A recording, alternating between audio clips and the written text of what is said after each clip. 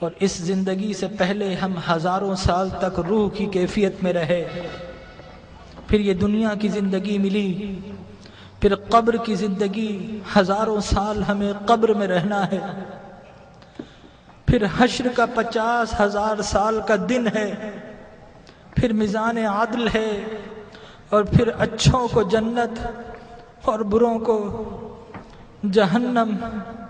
یہ انسانی زندگی کے مراحل ہیں، لیکن انسان کا المیہ یہ ہے کہ انسانی زندگی کا وہ گھر جو سب سے مختصر گھر ہے، انسان نے اسی زندگی کو اپنا سب کچھ سمجھ لیا ہے۔ ہم اس زندگی کے لیے گھر چھوڑنا پڑے تو گھر چھوڑتے ہیں، شہر چھوڑنا پڑے تو شہر چھوڑ دیتے ہیں، وطن چھوڑنا پڑے تو وطن چھوڑ دیتے ہیں، والدین کو چھوڑ دیتے ہیں، اولاد کو چھوڑ دیتے ہیں کہ یہ زندگی اچھی ہو جائے۔ ڈاکٹر کہے کہ تمہارا جسم بیمار ہے، فلاں چیز چھوڑ دو، تو ہم وہ چھوڑ دیتے ہیں، حتیٰ کہ کھانا اور پینا بھی چھوڑ دیتے ہیں۔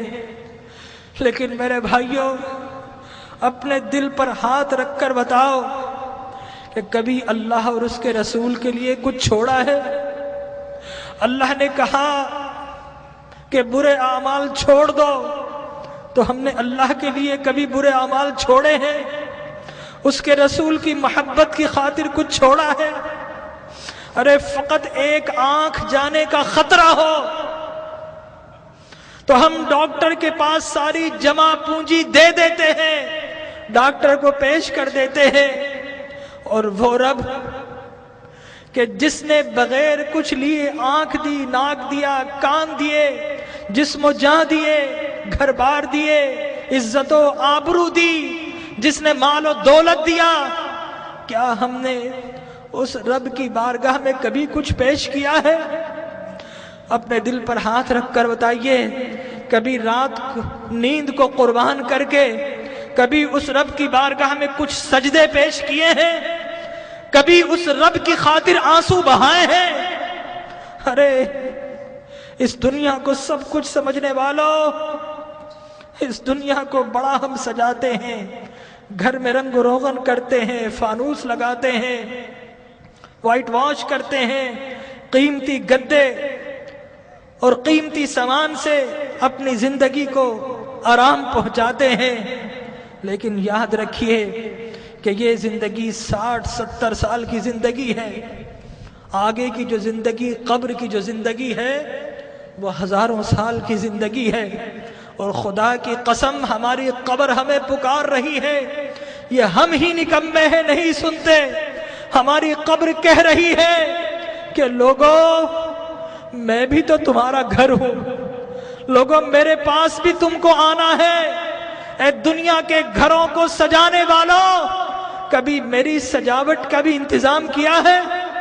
اگر نہیں کیا تو یاد رکھو کہ میں اندھیرا گھر ہوں، میرے پاس روشنی نہیں ہے، میرے پاس آؤ تو روشنی کا انتظام کر کے آنا، میرے پاس آؤ تو چراغ لے کر آنا۔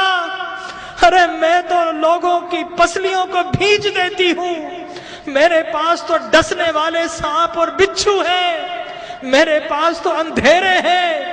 ہماری قبر پکار رہی ہے کہ لوگوں میرے پاس تو سنگریزے ہیں، میرے پاس تو تعفن ہے، پیپ ہے، پس ہے، میرے پاس آؤ تو انتظام کر کے آنا، خالی ہاتھ آئے تو پھر بڑا پچھتاؤ گے، میرے پاس آؤ تو ایک اعمال کا دیا ہاتھ میں لے کر آنا۔ لیکن ہمارا المیہ یہ ہے کہ ہم قبر کی پکار سننے کو تیار نہیں ہیں۔ جو بڑے ہیں وہ اپنے کاروبار میں مست ہیں، جو جوان ہیں اپنی جوانی کی مستی میں مست ہیں، اس دنیا کی رنگینیوں میں مست ہیں، اور جو چھوٹے ہیں انہیں کوئی بتانے والا ہی نہیں ہے کہ اس دنیا کے بعد ایک اور دنیا بھی ہے، اس زندگی کے بعد ایک اور زندگی بھی ہے۔ بتائیے اگر آپ سے کوئی کہے کہ دیوار کے پیچھے کوئی گن لے کر کھڑا ہے تو آپ جائیں گے؟ اگر کوئی کہے آپ سے کہ اس جہاز میں مت بیٹھو یہ کریش ہونے والا ہے، آپ کبھی نہیں بیٹھیں گے، الٹ ہو جائیں گے۔ تو وہ موت کہ جس کا کوئی انکار نہیں کر سکتا، کیا ہمیں اس موت کے لیے الٹ نہیں ہونا چاہیے؟ ہمارے نبی نے بتایا کہ لوگوں، جو کچھ میں جانتا ہوں اگر تمہیں معلوم ہو جائے تو تم ہنسنا چھوڑ دو، تم رونا شروع کر دو، ہنسنا چھوڑ دو۔ لوگوں، جو کچھ میں دیکھ رہا ہوں اگر تم دیکھ لو تو تم شہروں کو چھوڑ دو اور جنگلوں میں دوڑ پڑو۔ تو آج کی رات ہمیں اپنے رب کو منانا ہے۔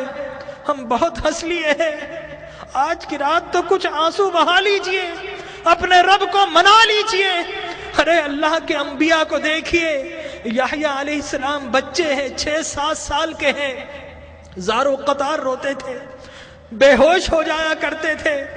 ایک روز اپنے گھر سے نکل گئے، غاروں میں چلے گئے، ماں باپ ڈھونڈ رہے ہیں، لوگوں سے پوچھتے ہیں 7-8 سال کا بچہ ہے، کسی نے دیکھا؟ ایک چرواہا کہتا ہے کہ بچہ تو نہیں دیکھا، ہاں اس غار سے رونے کی آواز آ رہی ہے، 3 دن سے کوئی رو رہا ہے اور اس کے رونے سے ہماری بکریوں نے کھانا اور پینا چھوڑ دیا ہے۔ ماں باپ اندر جاتے ہیں، دیکھتے ہیں اللہ کے نبی یحییٰ رو رہے ہیں۔ ماں کہتی ہے کہ بیٹا اب تو چلو، اب تو رونا بند کر دو۔ اللہ کے نبی یحییٰ فرماتے ہیں اماں، عذاب قبر سے بچنے کی ضمانت آپ دے دو اور رونا میں چھوڑ دیتا ہوں۔ اللہ اکبر۔ تو آج کی رات اپنے رب سے عذاب کی پناہ مانگنی ہے۔ حضرت ابراہیم بن ادھم ایک باتھ روم، ایک ٹوائلٹ میں جاتے ہیں، جانے کی کوشش کرتے ہیں، حمام کا مالک روک دیتا ہے، کہتا ہے پیسے دو۔